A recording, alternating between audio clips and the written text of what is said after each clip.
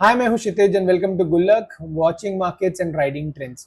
Now, some of you have been watching us as Indian Market Research. Now, we have changed the name of the show broadly in line with what we stand for in the markets. So, going forward, the weekend show will be called as Gullak, where we will be discussing the same content which we have been doing about Nifty, the breadth of Nifty, what is the data saying, how can we make objective decisions from the data perspective, from the valuation perspective, and synchronize it in a way to you so that you can make an objective decision for your investments and help you making that wealth coin by coin. So everything remains the same. Now let's start the discussion. I'll start with the show flow. Yeah, the show flow today is basically, as you can see on the screen, Nifty approaching. Whether Nifty makes sharp, we have seen a 10% rally from the lows. So is Nifty approaching a short-term exhaustion? But the Nifty ka breadth, the breadth of the Nifty in which we monitor the how many stocks are trading above 50-day moving average, क्या वो अभी 50% के threshold को पार करेगा कि नहीं पड़ेगा, ये इंपॉर्टेंट है क्या हमारे लिए जानना, because Nifty as a main index has to improve the momentum from the 50% threshold. Foreign investors have subsided their selling activity this week, so this week also and for the April month also. From last month we saw a net sell figure of approximately 1.24 lakh crores. Now currently it's standing around 39,000 crores, which is relatively very lower in comparison to what we saw in March. So is it a short-term adjustment to subside the selling pressure and then pick up again in May? That data will tell and we'll monitor how it was. Now sectors to watch, मैं दो interesting sectors निकाले मैंने आपके लिए for short term purposes like energy and CPSC. I will show you the charts and हम करेंगे views market का एक ब्रॉड ओवरव्यू लेके and the key events. So let's start with the Nifty chart. Now let's start with the Nifty's weekly chart. Weekly chart किसके लिए होता है? जिनका शॉर्ट टर्म स्विंग ट्रेडिंग वगैरह का होराइजन होता है and they are looking for the markets for next 1 month or 1.52 months के basis पर. That's important. So as per the weekly chart, what we can see, we had a bullish Marubozu and current week में market उसके high के ऊपर close हुआ है. That means market is sustaining the bullish momentum at higher levels and as you can see, market is approaching the crucial resistance zone of 20 and 50 weekly moving averages, and this is the cluster of resistance zone, and this also marks the 50% threshold of the current down move. या 50% पे market आ गया है. Now whether we see this pattern, ये pattern एक बन सकता है, okay, or otherwise we are seeing something like this and then this. We have to monitor, or we will see something deeper correction. We have to monitor the price action around these areas, what kind of price action is index making, so that आगे के हम decisions ले सके. Now switch to the daily chart. Daily chart is for short term traders whose or investment and trading horizon is less than 20 days or something, एक month का है उनके लिए. Now on the daily chart we can see Nifty अपने 50 EMA को protect कर रहा है और 20 EMA को ऊपर ट्रेड कर रहा है after reclaiming this 20 EMA nicely. Okay, so what are the immediate levels we are watching for the short term? Nifty is having crucial support around 23,700 and 23,500 zone, and Nifty has an unfilled gap around this zone also, and it is approaching the 200 EMA resistance. यहाँ पे approach कर रहा है Nifty. Immediate resistance के ऊपर ही खड़ा है, लेकिन यहाँ पे इस हाई के ऊपर मार्केट में और बुलिशनेस हो सकती है. If market breaches this low then we can test this zone. तो ब्रॉडली अगर शॉर्ट टर्म में देखें तो मार्केट 24,450 से लेके 23,500 की इस रेंज में अगर रहता भी है तो उसे एक हेल्दी कंसोलिडेशन बोला जाएगा, हेल्दी पुल बैक बोला जाएगा, because then also it will be respecting its 20 और 50 EMA. बट लेकिन मार्केट यहाँ से ज्यादा गैप डाउन खुल जाता है तो then there is a possibility of market filling this gap also. On the contrary, if market यहाँ से गैप अप खुलता है तो 200 EMA रेजिस्टेंस जोन में आ जाएगा और शॉर्ट टर्म ट्रेडर्स के लिए या एक अच्छी अपॉर्चुनिटी हो सकती है to look for a pull back setup, because यहाँ पे 10% का हमें एक शार्प रैली देखने को मिल चुकी है. ये यहाँ पे करीब करीब 12% तक हो जाएगी, तो वन वे रैली आई है, तो there is a profit booking आ सकती है यहाँ. Now let's look at the Nifty breadth chart. Breadth chart में हम क्या मॉनिटर करते हैं? ब्रेड में हम ये देखते हैं कि निफ्टी के कितने stock, how many of the Nifty 50 stocks are trading above their 50-day moving average. ये क्यों देखते हैं? बिकॉज 50 डे में लगभग अब के 3 महीने हो जाते हैं. It is a good indication of how the market sentiment of the broader major index, benchmark index is. Currently this reading is around 38% as you can see, और हमने यहाँ बोला था करीब 9% पे कि this is too oversold.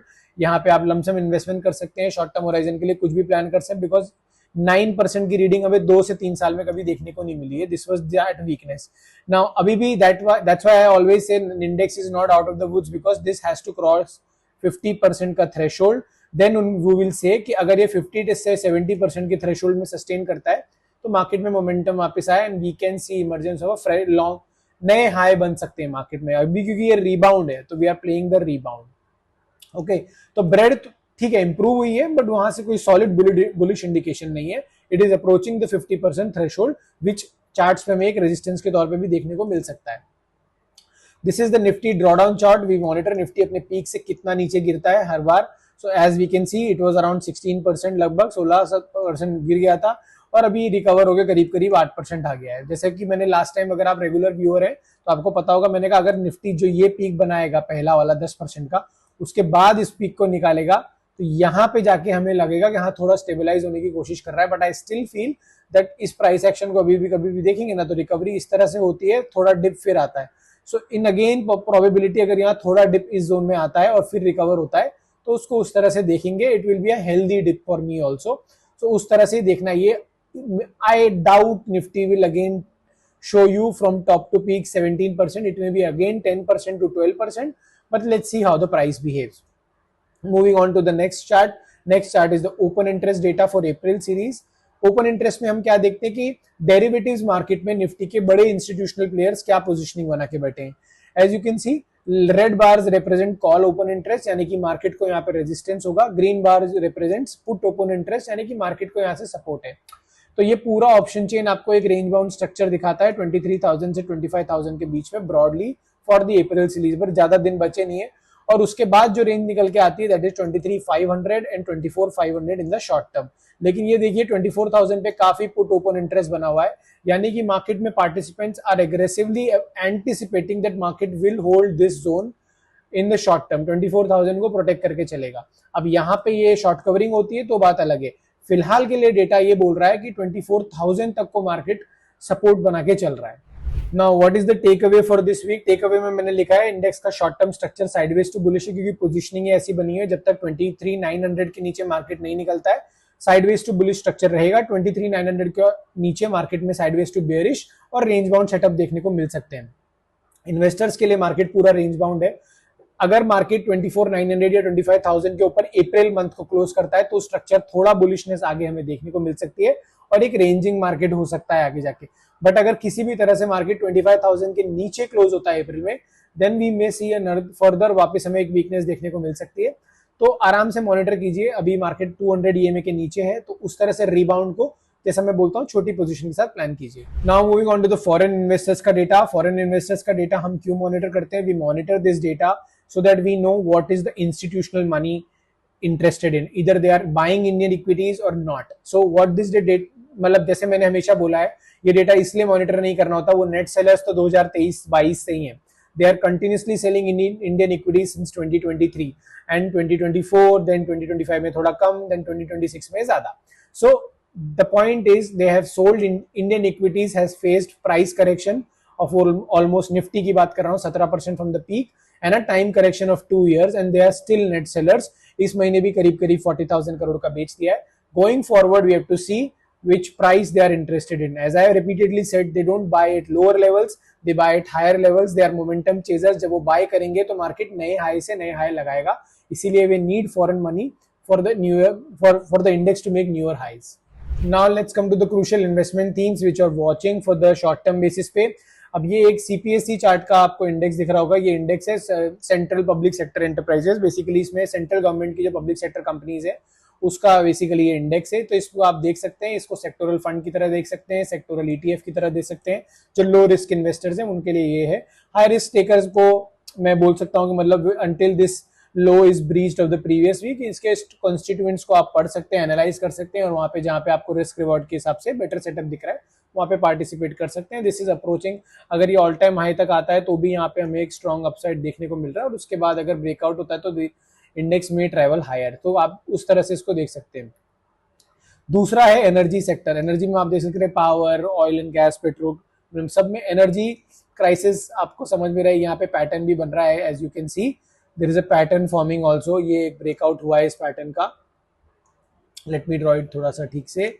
ये जो आप देख रहे हैं ये पैटर्न का ब्रेकआउट है। ये अब यहाँ पे इतना डिस्टेंस मार्केट अगर ट्रैवल करता है तो भी आपको यहाँ पे अच्छा जगह, कोई भी एनर्जी का आप म्यूचुअल फंड देख सकते हैं शॉर्ट टर्म में लिए, या आप ETF देख सकते हैं। इसके अगर आपको एक्टिव ट्रेडर है, एक्टिव इन्वेस्टर है, तो आप स्टॉक्स में पार्टिसिपेट कर सकते हैं। As per your risk appetite आप प्लान कर सकते हैं। So this was the key insight for this week. Moving on to the US markets. US market में से देख रहे हैं एक स्ट्रॉन्ग बुलिश मोमेंटम आया है। जैसा कि मैंने यहाँ पे बोला था, ये हम एनालाइज किए भी थे कि यहाँ पे 50 EMA को अंडरकट किया है। यहाँ तक आने का उसका था plan, but as usual markets remain irrational, और यहाँ पे एक सॉर्ट ऑफ हैमर कैंडल बनाया, उसका हाई के ऊपर कंफर्म हुआ यहाँ पे, and we saw strong breakout. इसके कुछ फंडामेंटल रीजंस थे। अपने को जियोपॉलिटिकल टेंशन ईज हो रही हैं, वो था टैक्सेशन को लेके, वहाँ पे पैटर्न रेट ट्रेडिंग होती है, उसको लेके मार्केट में लिक्विडिटी बढ़ाने के लिए एक आपको देखा कि वहाँ पे कुछ रिफॉर्म्स किए हैं, वो भी एक रीजन रहा। स्पेसएक्स वगैरह का IPO आ रहा है, सो रिटेल पार्टिसिपेशन बढ़ाने के लिए लोगों ने ये किया है। तो इस तरह से एक स्ट्रॉन्ग शॉर्ट स्क्वीज हुई है यहाँ पे, और एक लंबा ब्रेकआउट देखा गया है। अगर शॉर्ट टर्म में देखें तो यहाँ पे अब फ्रेश बाय करने का कोई मतलब नहीं है। हालांकि ये हायर जा सकता है, पर मेरा ये मानना है महंगा क्यों खरीदना है। हमेशा आपको देखना चाहिए थोड़ा किस वैल्यूएशन पे आप किस चीज को बाय कर रहे हो। तो मिड टर्म के पहले करेक्शन आता है तो आप वहां पे एक बाइंग अपॉर्चुनिटी देख सकते हैं। फ्रेश इसको चेज मत कीजिएगा हायर लेवल पे। और अगर डेली चार्ट पे देखें तो शॉर्ट टर्म ट्रेडर्स के लिए इसका आउटलुक ये हो सकता है, यहाँ पे एक पॉज कैंडल बनी है, और वीकेंड पे जो न्यूज आई है, हॉर्मुज ओपन है, हॉर्मुज क्लोज्ड है, उसको देखते हुए we can expect Nifty this S&P 500 to open gap down फिर समवेयर हियर। बट ये देखना होगा कि जो ऑल टाइम हाई जोन है ये किस तरह से रिएक्ट करता है, whether it is protecting this zone और नॉट। अगर इस जोन में भी रह जाता है, यहाँ तक भी इसका एक हेल्दी कंसोलिडेशन हो सकता है अप टू 690 680 वगैरह, तो उस तरह का आपको प्राइस एक्शन देखना होगा।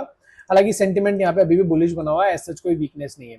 Now let's come to the key events. Key events क्या है? की इवेंट्स में हमारे पास केविन मार्श की एक वो हेयरिंग होने वाली है। He will be appointed in the senate committee के सामने, तो उनका he is Donald Trump's appointee as the Fed governor. तो बहुत वॉलिटिलिटी नेक्स्ट वीक होने वाली है कि उनके स्टेटमेंट्स क्या रहते हैं।